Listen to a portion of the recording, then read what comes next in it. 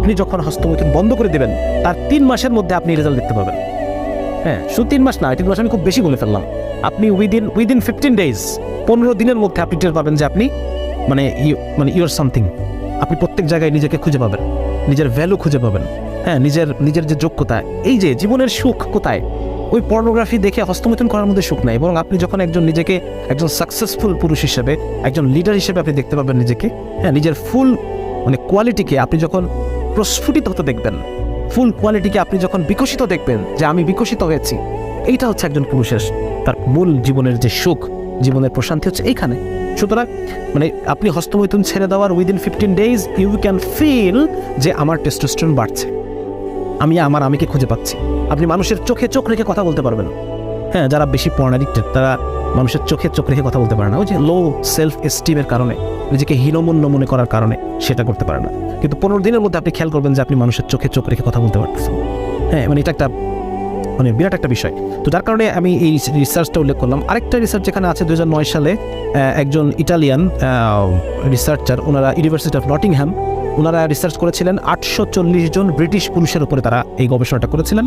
এবং উনি একজন ইটালিয়ান বর্ন পলিক্সেনি দিমিত্রোপুলো, উনি বলছেন যে 20 এবং 30-এর ঘরে যখন মানুষের বয়স, কারো বয়স যখন 20 এবং 30-এর ঘরে, 21, 22, 23, 24, 25, 38, 39, 40, এই যে 20 এবং 30-এর ঘরে যখন বয়স, সেই সময় ঘন ঘন হস্তমৈথুন প্রোস্টেট ক্যান্সারের ঝুঁকি বাড়াচ্ছে। ওনারা গবেষণায় পেয়েছেন প্রোস্টেট ক্যান্সার, পুরুষের প্রোস্টেট নামে একটা জায়গা থাকে, আমাদের যে ওই প্রস্রাবের যে ব্লাডার, প্রস্রাবের ব্লাডারের ঠিক নিচে প্রোস্টেট নামে একটা অঙ্গ আছে, যে প্রোস্টেটটা মূলত দেখা যাচ্ছে পুরুষের যে বীর্য, সিমেনের একটা কন্টেন্ট প্রোস্টেট থেকে তৈরি হয়, এরকম কিছু বিষয় আছে আর কি। তো ওইখানে ক্যান্সার হয়, ওখানে ক্যান্সার হয় এবং এই ক্যান্সারের ঝুঁকি বাড়ে ঘন ঘন হস্তমৈথুন করলে 20-30-এর ঘরে যাদের বয়স তাদের ক্ষেত্রে। এবং 20-এর ঘরে যাদের বয়স 21, 22, 23, 24, এই 20-এর ঘরে যাদের বয়স, তারা যদি সপ্তাহে 2 বার, দেখেন খেয়াল করে দেখেন, সপ্তাহে 2 থেকে 7 বার যারা হস্তমৈথুন করে এই বয়সে, 20-এর ঘরের বয়সে, তাদের প্রোস্টেট ক্যান্সারের রিস্ক 79%, 79% রিস্ক। যারা 20 থেকে 30-এর ঘরে বয়স, 20-এর ঘরে বয়স, প্রতি সপ্তাহে 2 বার থেকে 7 বার পর্যন্ত যারা করে, তাদের প্রোস্টেট ক্যান্সারের, বৃদ্ধ বয়সে গিয়ে প্রোস্টেট ক্যান্সারের রিস্ক 79%।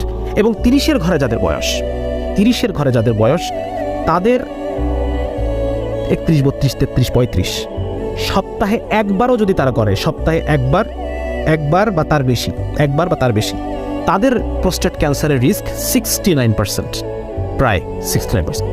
সুতরাং এটা একটা ফাইন্ডিং। তারা রিসার্চ করে 840 জন পুরুষের উপরে রিসার্চ করে তারা এই ডেটাগুলো পেয়েছে। কেন হয়, কিভাবে হয়, এ বিষয়ে বিস্তারিত এখনো আসে নাই, কখনো আসবে কিনা আমরা জানি না, বিকজ তারা তো এটাকে নর্মাল মনে করে বা নর্মাল হিসেবেই তারা দেখতে চায়, বিকজ এটার উপর তাদের $100 বিলিয়ন ইন্ডাস্ট্রি রয়েছে। সুতরাং তারা তো চায় না এটা খারাপ প্রমাণিত হোক। তো আমি জানি না, এটা হয়তো আমরা কোনোদিন সামনে জানতে পারবো যদি আমরা মুসলিমরা এই মনে গবেষণা করি। আমি এই জন্য খুব গবেষণা করতে উৎসাহিত করি সবাইকে যে আপনারা গবেষণা করেন। হ্যাঁ, যে মুসলিমরা যদি কখনো আমরা গবেষণা করি, হয়তো এই বিষয়গুলো নিয়ে আমরা আরও বিস্তারিত জানতে পারবো। তো মোট কথা এটা যে এই হস্তমৈথুনের এটার পরিণতি, শারীরিক পরিণতি খুব বেশি ভালো না, মানসিক পরিণতিও ভালো না, এবং পারিবারিক যে প্রশান্তি, যেটাকে বলে পারিবারিক শান্তি, হ্যাঁ, একজন সফল পুরুষ হিসেবে যে পারিবারিক শান্তি, এটা যারা হস্তমৈথুনে অ্যাডিক্টেড, পর্নোগ্রাফিতে অ্যাডিক্টেড, তারা এটা থেকে বঞ্চিত, এটা থেকে তারা মাহরুম। ঠিক আছে না? তো এটা একটা পয়েন্ট। এই বিষয়গুলো নিয়ে আমরা অনেক আলোচনা অলরেডি করেছি। তো এখন মূলত আমরা চলে যাই যে আসলে এই যে একটা বিশাল সমস্যা,